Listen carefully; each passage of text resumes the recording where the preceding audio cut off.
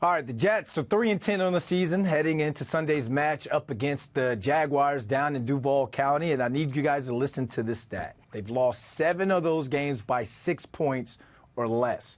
Our New York Post sports columnist Mark Cannizzaro wrote about the season of what ifs on the Post website, so make sure you guys check that out after he breaks it down here. Mark, how you doing today, man? How's things going? I'm doing great, Brandon. How you doing? All right. I love the article, man, because, I mean, this team, I know Bill Parcells, I've been part of a Bill Parcells coach team, and it's like you are what your record says you are. But I don't know. That's why I want to get into the nitty gritty when it comes to this team. Something that immediately stood out to me in the article was that you called the Jets the anti-Chiefs. Why? Well, I mean, if you look at what's taking place, the Chiefs have won 6 games this year on the last possession of the game. The Jets have lost 7 games this year, by 6 or fewer points. The Jets find ways to lose games, and the Chiefs are finding ways to win games. Now, you could say there's a little luck involved. Obviously, they just doinked a game-winning field goal the other day off the crossbar or off one of the uprights, I should say. The Raiders a week or so or two ago, messed up, with a turnover late in the game, gave them the game. But, the Jets are finding ways to lose these games. The Miami game this past Sunday was just a classic example. It was poor. You had poor clock management. You had the kicker was supposed to kick the ball out of the end zone, didn't do that. The kick coverage team, it allows the guy to bring the ball back all the way almost to the 50. Next thing you know, Dolphins are tying it and going overtime and winning overtime. So they're just finding creative and new ways to lose games. You could say that really about both the Jets and the Giants, but the Jets games have been close for the most part. And as I said in the column, what if you take 4 out of those 7 games and give them wins? And now you're looking at a team that's 7-6 and in the middle of a playoff chase. So are they really as bad as the 3-10 indicates? Because we all know that they've got talent on that roster. Yeah, and that's like what, the 8th wonder of the world. Why is this team with all that talent and so much expectations heading into the season, a 3-10 team? And we say in the NFL, anything under 1 possession is under the coaches. So in this particular season, is these 10 losses or those 7 losses by 6 or fewer, is that on the coaches or is that on the players? No, you know what? Listen, the coaches are culpable. There's no question about it. I mean, Jeff Ulbricht's time in clock management in the Miami game, as I just referenced, wasn't good the other day. But am I going to blame Robert Saleh for Greg Zuerlein missing a 43 and a 32-yard field goal against Buffalo, or a 50-yarder, with no bad weather to beat the Broncos in the last seconds of the game? Those are 2 of the losses right there that the kicker caused. So it's hard to blame the coach for those kinds of things. I think there's just everybody's taken turns this year. It's been that kind of year. So we know all about how the media and the fan base, and I guess you could say Aaron Rodgers feels about the losing season because he's always doing guest spots on Pat McAfee. But we haven't really heard players come out and talk about how they feel about the season. You spoke to a lot of them. You spoke to the coaches. What are they saying about these 1-possession losses? And do you get the sense that anyone has checked out on this team? You see any golf clubs in the locker room?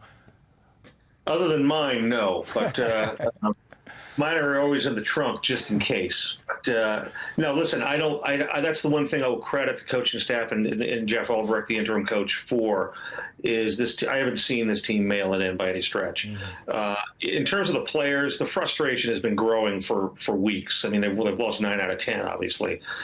And, what I worry about is actually something I'm working on today for my column for tomorrow's post is some of these core guys like a Garrett Wilson, like a Breece Hall, Sauce Gardner. These guys are the core of the team. These guys they have to be part of turning this franchise around. And Garrett Wilson was extremely frustrated after the Miami game. He talked about a losing gene and the fact that they just keep throwing these games away. It's not like they're getting blown out.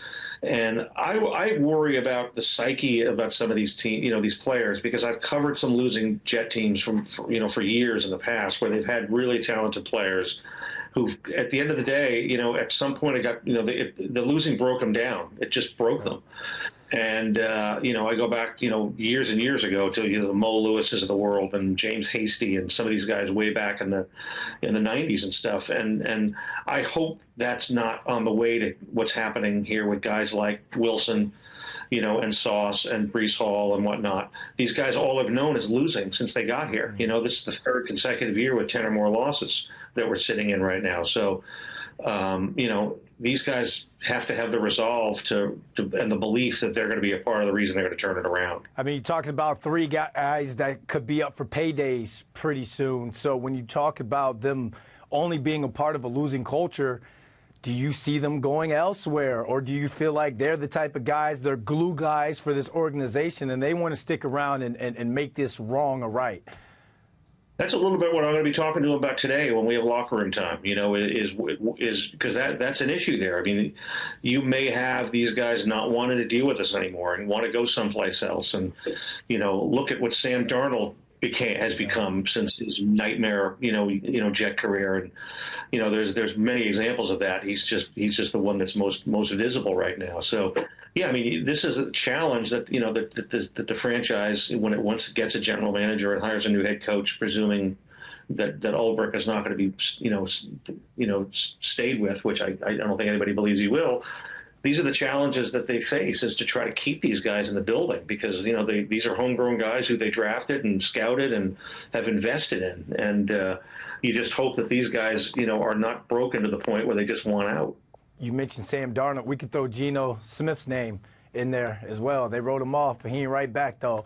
Before I let you go, Mark, I got to get your opinion on this whole Brett Favre, Mark Gastineau video about Gastineau confronting Brett Favre about the Strahan sack and the record.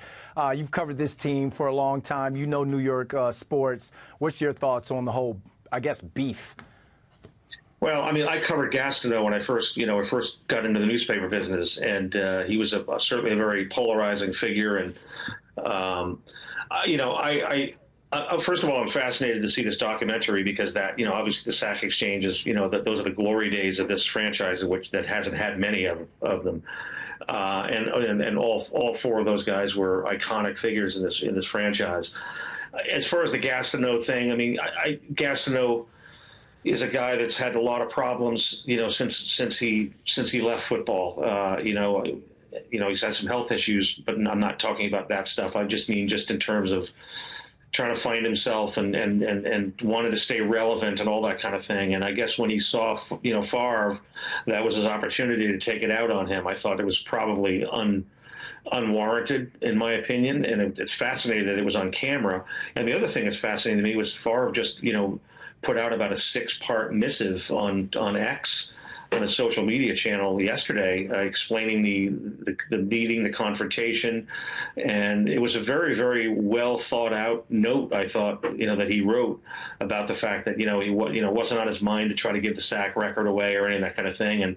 But now that he's had time to think about it, he realizes what it took away, and maybe has taken away from Gastineau for not being the all-time sack, king. In terms of, appearance money and whatever you want to talk about, those kinds of things that these players try to strike on once they're retired. So it's a fascinating, interesting element to it. And all it really does is jack up the interest to the documentary when it drops. Yeah, I'm going to be locked in on that one for sure. And I can see both sides, Mark, because we were talking about the legacy and how guys want to be remembered. This is some the sack record. You taking that from a guy's resume that he's built throughout his time in the NFL. I'd be quite upset about that as well. But that whole that dissertation that Favre tweeted out yesterday, it makes sense with what he was saying as well.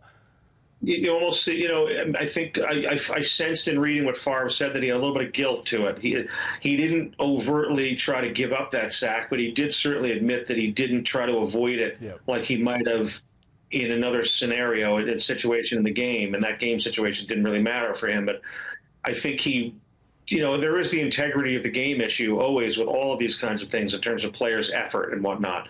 I don't think it was so overt, but I think certainly there was something there where he didn't mind, letting Strahan have that record. And he also didn't, it wasn't a situation where he really needed to avoid that sack in terms of the situation in that particular game. But there is an integrity of the game issue that's at hand here. And, And you know, I'm sure that Mark is ticked off about that, but Mark's ticked off because Mark doesn't have the record. I mean, that's pretty much where it comes down to there. And I understand it, but I mean, honestly, it's so far, you know, under the bridge. I mean, it's, you know, get over it. It's done. Yep. Well, thank you, Mark, for not being ticked off and joining us today to talk about the article, man. I actually am done with you right now, London. I am. Well, Yeah, you got your clubs in your car, in your trunk, so you've been checked out for quite some time. It makes sense now.